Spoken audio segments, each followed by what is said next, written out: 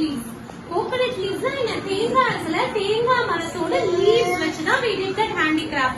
அத வச்சு இந்த மாதிரி நிறைய hand fan, இந்த மாதிரி hand fan என்ன விசிறி, okay? Hand fan, இந்த மாதிரி storage baskets, இந்த மாதிரி hat, mat நிறைய பண்ணலாம். So what are the things that we need for doing it? இத பண்றதுக்கு என்னெல்லாம் things வேணும்? We need அந்த coconut ஓட leaves, okay? அது வேணும். அதுக்கு அப்புறம் sharp blade இல்லனா knife வேணும். அப்பதான் you can cut it. Okay வா? தின்னா கட் பண்ணி. What is the process of doing it?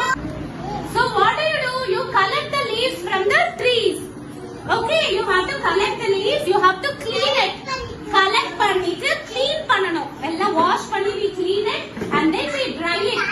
sunல வச்சு அந்த leaves எல்லாம் dry பண்ணாதான் இந்த மாதிரி brown கலர்ல வரும். Okay? இல்லனா leaves எல்லாம் green கலர்ல தான இருக்கும். dry பண்ண அப்புறம் அது brown கலர்ல ஆயிடும். அடுத்து we cut and sharpen it. So எந்த ஷேப்க்கு வேணுமோ அந்த ஷேப்க்கு கட் பண்ணிக்கணும். hand fanக்கு இந்த மாதிரி கட் பண்ணுவாங்க. இதுக்கு பாஸ்கெட்டுக்கு எப்படி வேணுமோ we cut it in different shapes. Weaving the leaves. Weaving தான் நம்ம இப்ப பண்ணோம்ல ஒண்ணு மேல ஒண்ணு. 1 2 3. அடுத்து what is the process? Binding. Binding னா என்ன தெரியுமா? ஒண்ணுக்கு ஒண்ணு அப்படியே ஒட்டுறது.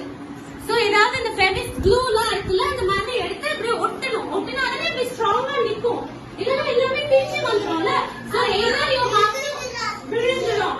You either have to stick it with a glue, you have to bind all everything together, or you have to thread வச்சு நம்ம கோக்கணும். Okay?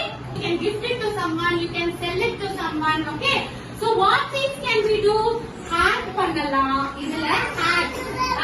hat பண்ணலாம். அப்புறம் mat னா என்ன பாய்.